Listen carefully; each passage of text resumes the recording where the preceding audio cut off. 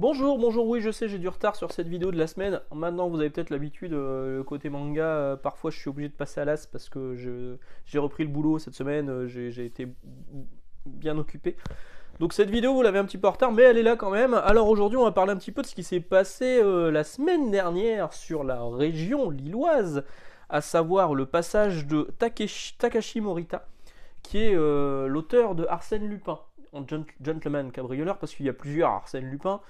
Moi, je suis plus lecteur de Lupin 3. Si vous connaissez Lupin 3 de Monkey Punch, qui est plus vieux. C'est sorti aux éditions Kana dans leur collection Sensei. Ils ont sorti un volume, deux chapitres best-of. Si ça marchait, ils sortiraient la suite. C'était il y a plus d'un an. À mon avis, ça n'a pas marché. Les ventes n'ont pas été folles chez moi.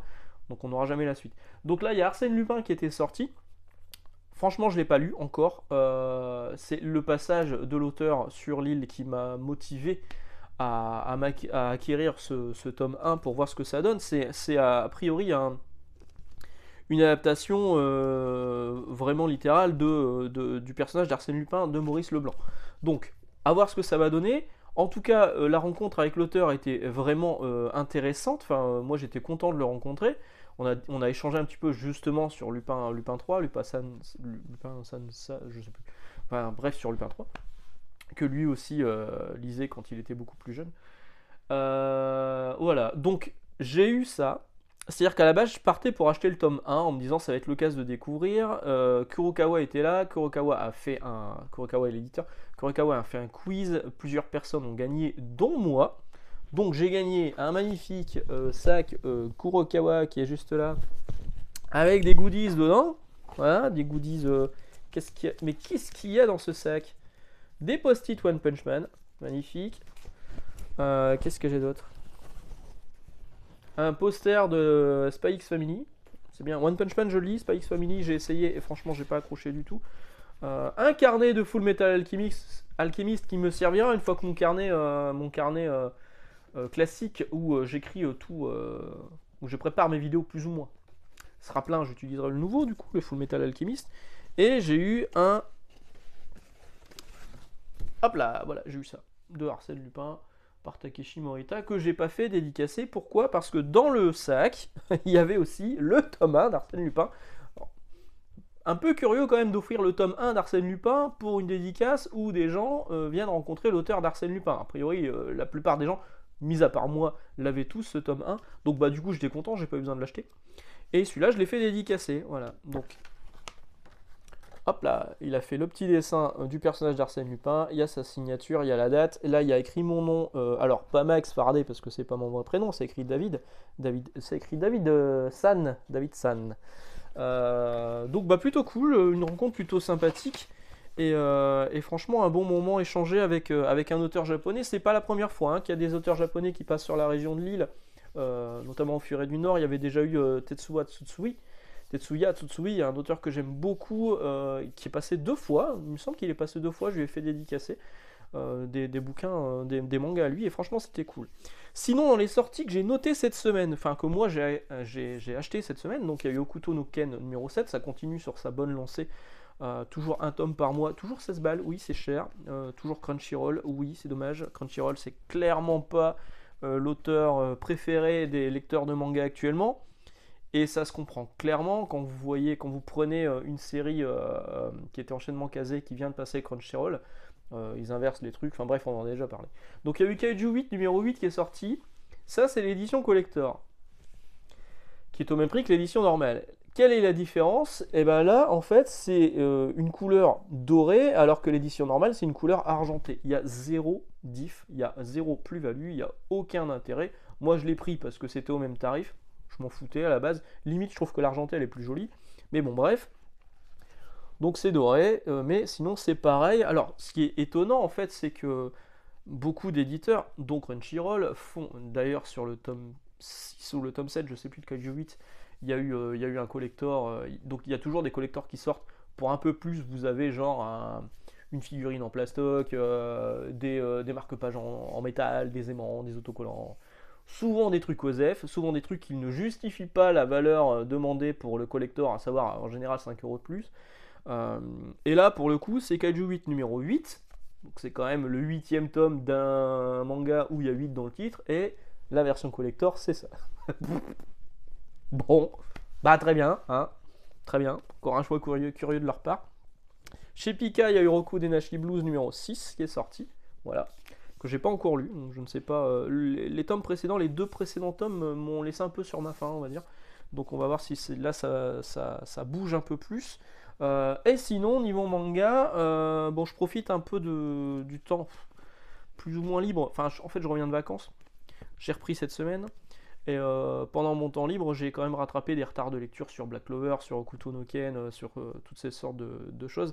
Et je dois aussi rattraper mon retard sur des vieilles séries qu'on a en service presse qui traînent dans nos armoires en librairie. Donc il va falloir que je me penche un peu sur le cas. Je suis pas du tout fan de foot, mais il paraît que Blue Lock c'est vraiment bien. Donc bah, je vais lire le numéro 1. Je suis pas du tout fan de toilettes. Mais pareil que le tome 1 de Toilet Bunana Cocoon, c'est vraiment bien, donc pareil, je vais pas mourir bête. Par contre, là c'est un peu plus en avance. Pour une sortie prochaine, c'est Princesse Puncheuse qui va sortir chez Canard. J'ai pas la date exacte, hein. Ils l'ont pas mis dessus, hein. Qui sort chez Canard. Ça a l'air plutôt sympathique. Et surtout, moi, ça m'a bien vendu, c'est ce qui est écrit derrière. Puis-je me permettre de vous péter la gueule. Voilà, donc j'ai trouvé ça plutôt rigolo. On va voir ce que ça donne par la suite. Et surtout, alors là par contre je l'attendais vraiment, et je m'attendais pas à avoir un service presse déjà cette semaine, ça sort en juin 2023. C'est par Takeshi Obata, qui est donc le dessinateur de Death Note, de Hikaru no Go. Le scénario est de Akinari Asakura, alors là par contre je connais pas. Et ça s'appelle Showa Shoten, c'est ça. Exemplaire promotionnel, version non définitive ne peut être vendue évidemment.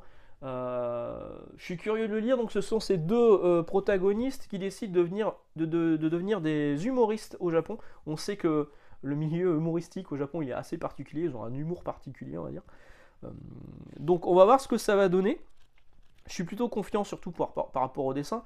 Au niveau du scénario je sais pas ce que ça donne, mais par contre le traducteur il a dû s'en donner à cœur joie parce que traduire de l'humour japonais en version française à mon avis c'est un peu casse-gueule, mais je fais plutôt confiance à Kana et à leurs équipes pour faire de Showa Shoten un succès. Alors, la série précédente de Obata, c'était Platinum End, qui partait un peu encore dans le fantastique.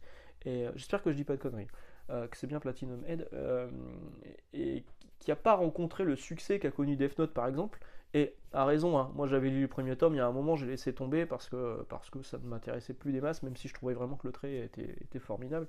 Euh, Ce qu'il avait fait sur Bakuman, c'était vraiment très bien, c'était beaucoup plus terre à terre avec ces histoires de jeunes qui se lancent dans la création de manga et avec succès, donc on voit les coulisses du Jump, hein, les coulisses romancées, hein. Et je trouvais ça vraiment très bien. Alors pareil, je les avais tous, je les ai revendus comme un connard, et je me demande si un jour je vais pas les racheter. Et là, je sens plus cet esprit-là dans Showa Shoten, il y a moins de fantastique évidemment, que ce qu'on retrouve dans Platinum End ou dans Death Note. Voilà, voilà. Je vais m'arrêter un peu là pour le manga aujourd'hui, on va parler un petit peu de jeux vidéo. Alors vous le savez, il y a la sortie du film Mario Bros qui est sorti au cinéma. Ah oui, c'est vrai que j'ai eu un badge aussi avec Kurokawa. Que beaucoup de monde ont déjà vu, que moi j'ai vu le jour de la sortie, parce que moi Mario c'est mon Disney à moi, j'ai grandi avec Mario, j'ai grandi avec les licences Nintendo, et vraiment j'adore. Et j'ai même la VHS du film Super Mario Bros, euh, le vieux film tout pourri, avec John Leguizamo en Luigi notamment. Euh, et là j'ai été ravi. J'ai trouvé top. Alors il y a des trucs que j'ai trouvé un peu tirés par les cheveux. Donner une famille à Mario, bon ok, super. Certaines répliques sont un peu bancales. Mettre parfois des musiques contemporaines, alors que est-ce que c'était bien nécessaire, je suis pas certain. Mais pour le reste, enfin c'était un régal, hein. Déjà c'est hyper bien fait, vraiment. Je pense que c'est la plus belle pub que pouvait avoir Nintendo.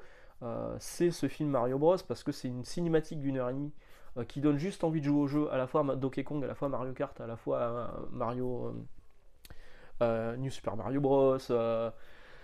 C'est Mario 3D World. Vraiment, ça donne envie de jouer au jeu et c'est hyper bien fait. J'ai été ravi, j'avais le sourire pendant tout le truc. Restez bien jusqu'à la fin du générique, parce que comme dans les films Marvel, il y a 2 scènes post-générique. Il y en a vraiment une à la toute fin du générique qui donne le sourire en plus, qui donne la banane. Et vraiment, c'est très très bien. Toute la partie où ils arrivent dans le monde de Donkey Kong jusqu'à la fin du monde de Donkey Kong avec le passage Mario Kart, caviar, caviar. C'est vraiment très très bien. Je me suis régalé, je vous invite vraiment à aller voir le film. Donc il y a évidemment quelques sorties Nintendo, histoire de surfer un peu sur la vague. Moi j'ai pris la saga Nintendo dans la collection Pop-Up. Je comptais pas le prendre, surtout vu le prix demandé, 14,90. Putain, 14,90 pour de la presse, franchement c'est abusé. Je comptais pas le prendre, mais j'ai vu Florent Gorge, donc le camarade Florent Gorge des éditions Omake, qui est aussi l'auteur de l'histoire de Nintendo, enfin vraiment qui est quelqu'un qui s'y connaît énormément en histoire de Nintendo, qui l'a acheté également et qui a dit c'est bien. Donc si lui dit que c'est bien, c'est que ça doit être bien. Donc je l'ai pris.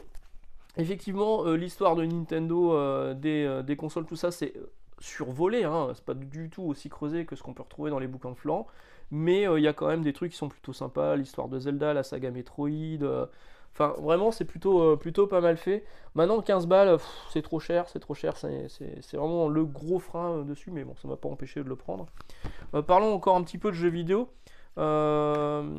Cette semaine, j'ai chopé enfin pour pas trop cher Like a Dragon Ishin, qui est en fait le remake de Ryoga Gotoku Ishin qui était sorti sur PS4. Donc c'était déjà Ryoga Gotoku Ishin. C'était pas un remake celui-là? Non, c'était un exclu. C'était le précédent qui était sur PS3. Bref. Bon, là j'ai une édition. En fait, quand je l'avais acheté, le jeu n'était pas du tout disponible en anglais. J'avais acheté la version japonaise. Et encore, là, c'est pas une version japonaise, c'est une version chinoise. Mais c'est bien écrit en japonais dans le jeu. Et l'avantage de cette version, c'est qu'en bonus, il y avait ce petit livret qui était là, où il y a pas mal de choses. Alors, c'est tous les dialogues, mais écrits en chinois. Je ne parle pas chinois. Je parle déjà difficilement japonais. Alors, mais c'est plutôt sympa ce bonus, c'est plutôt cool. En tout cas, là, je suis ravi d'avoir enfin le jeu dans une version que je pourrais. Alors, j'avais compris hein, globalement les intentions. Le jeu il fallait déjà hyper beau sur PS4 et il est encore plus beau sur PS5. Ils ont changé le moteur. Ils sont passés sur l'Unreal Engine alors qu'avant ils avaient leur moteur propriétaire. Donc le jeu il est vraiment très beau et c'est cool. Donc c'est la série des Yakuza. Avant ça s'appelait Yakuza. Maintenant ça s'appelle Like a Dragon depuis 2 épisodes. Euh, Ce qui est bien, c'est que c'est le système de combat habituel des Yakuza Like a Dragon et pas celui qu'on a connu sur le dernier Like a Dragon avec le personnage avec sa chevelure dont j'ai zappé Ryoma. Non, pas Ryoma, c'est lui. Dont j'ai zappé le nom.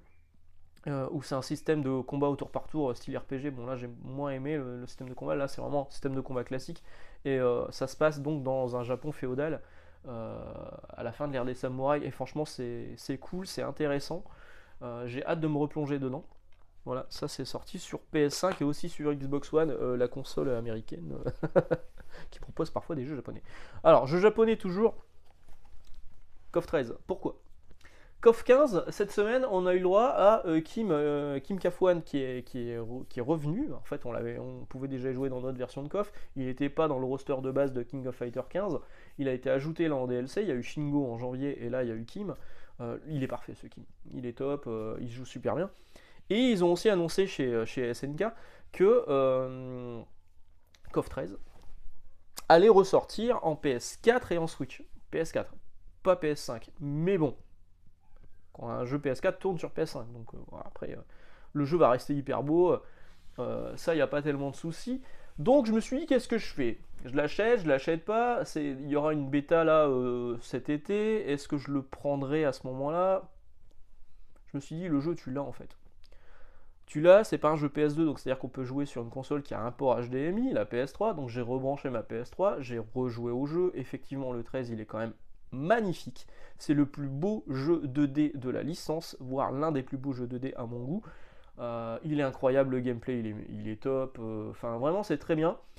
Donc pourquoi racheter le jeu alors que je l'ai déjà sur PS3? J'ai rebranché ma PS3, maintenant elle reste sous la télé, je me refais une partie de KOF 13 et je me régale. KOF 13 c'est vraiment très bien quand ça sortira. On en reparlera à ce moment-là. Voilà, pas grand chose de plus à ajouter. J'embrasse mes potes qui sont actuellement au Japon ou ceux qui vont bientôt y aller. J'ai hâte d'y retourner moi l'année prochaine si tout va bien. J'embrasse aussi les gens qui sont à Béthune là pour le Geek Festival. Et puis nous on se retrouve bientôt pour parler manga et encore encore plus rapidement pour parler comics. Ciao ciao et bonne journée.